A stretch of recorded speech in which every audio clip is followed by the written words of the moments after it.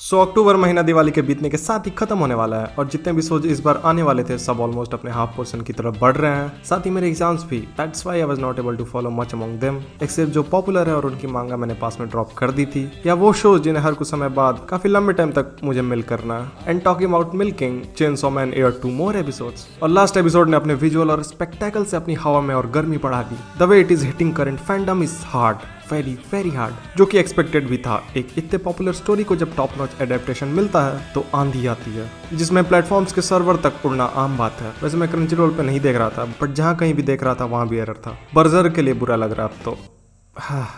Life always expect दी unexpected. सो episode 3 के fight scenes का animation देखकर मुझे रियलाइज हो गया इन्होंने कोई शॉर्टकट नहीं मारा, बस पहले एपिसोड में चीजें वर्क नहीं करी उनके तरह से, जिनके कारण उन्हें ट्विटर पे भरपूर गरियाया गया, जिसके शायद वो हकदार थे भी नहीं। क्योंकि जब मैंने उनके एनिमेशन आर्टिस्ट जानने के लिए साकुगा बोरो चेक किया, मुझे वहां उनका एनिमेशन ब्रेकडाउन मिला, जिसे देखकर साफ पता चलता है ये साकुगा सीन 2D में एनिमेटेड है, ना कि 3D में, जिसपे वो ट्रोल किए जा रहे थे। मेन प्रॉब्लम उनके कुछ CG शॉट्स ने खड़ी कर दी, जिसके कारण हमें उस पूरे सीक्वेंस का 3D में होने का इल्यूजन हुआ और इसमें घी डालने का काम किया उनकी गलत कलर ग्रेडिंग ने। और वही चीज सही होने पर थर्ड एपिसोड इतने अच्छे से क्लिक करती है। सो आखिरी 2 एपिसोड्स में स्टोरी आगे बढ़ चुकी है और डेंजी की चल रही ट्रॉमेटिक लाइफ में मेजर चेंज आया है। पहले तो डेविल ट्रांसफॉर्मेशन लेने के बाद बंदे की आंख वापस आ गई, इट मींस उसका बाकी का बचा हुआ सामान भी वापस आ गया होगा। साथ ही माकिमा को उसमें कुछ इंटरेस्टिंग दिखा, जिसके बाद वो बंदी इसे अपने साथ शामिल कर लेती है, उसे एक टीम अलॉट करते हुए, जिसमें अकी और पावर है। अकी एक नॉर्मल बंदा है जो किसी बदले के मकसद से काम कर रहा है, और पावर एक ब्लड डेविल है, जिसके यहाँ होने का रीजन अपने को थर्ड एपिसोड में पता चला, जो कि उसकी पेट कैट मियाओई थी, जो उसे ऐसे ही रैंडम मिल जाती है। और उसकी कंडीशन देखकर पावर उसे उसी समय नहीं खाती, बल्कि फलने फूलने का वेट करती है। लेकिन टाइम के साथ पावर के अपनी इस पेट के साथ लगाव बढ़ता गया और वो उसे बुरी तरह अटैच हो गई। लेकिन एक दिन एक घायल बैड डेविल उसे वहां से अगवा कर लेता है और फिरौती में उसे इंसान लाने को कहता है, ताकि वो वापस से हील हो सके। और पावर उसी इंसान की खोज में शहर की तरफ भागती हुई आती है। और बिहाइंड द सीन्स में माकिमा ने उसे भी डेंजी की तरह ज्वाइन करवा लिया होगा। टॉकिंग अबाउट माकिमा,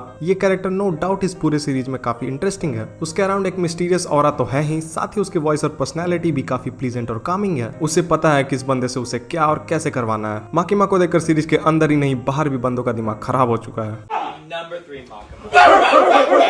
या शायद वो होने की एक्टिंग कर रहा है, आई डोंट नो। लेकिन इतना तो मुझे पता है फुजिमोतो इसके साथ अपने ऑडियंस को भी मैनिपुलेट करने वाले हैं। Makima is a tool to make us fool. पता है काफी क्रिंज था। So Denji got what he wanted, एक नॉर्मल लाइफ जहां वो नहा सके, खा सके, चैन से सो सके। और अब तो उसका मोटिवेशन भी एक छलांग ऊपर मार चुका है। Now he desire to touch some oppais, the ultimate motivation any shonen character ever got. और उसे फर्क नहीं पड़ता वो माकिमा के हो या पावर के, उसे वो चाहिए तो चाहिए। कंपनी कोई भी हो, माल वही चलेगा। जिसके मोटिवेशन में बंदा बैड डेविल के साथ पेलम पाली चालू कर देता है। और तीसरे एपिसोड में अपने को एक और कमाल की बैटल देखने को मिलती है। पेसिंग इस बार थोड़ी बढ़ाई थी उन्होंने, जो कि एक्सपेक्टेड भी था। लेट्स सी इस बार डेंजी अपना काम पूरा कर पाता है या नहीं। अभी के लिए इतना ही, लेकिन मैं फिर लौटूंगा इस पे और वीडियोस लेकर, क्योंकि why not, milk you know. साथ ही बाकी के फॉल एनिमेस पे भी अपन बात करने वाले हैं। थोड़े और एपिसोड्स आने दो और एग्जाम वाला मामला भी सेटल हो जाने दो। See ya, this is Saket from enthusiast. Peace out.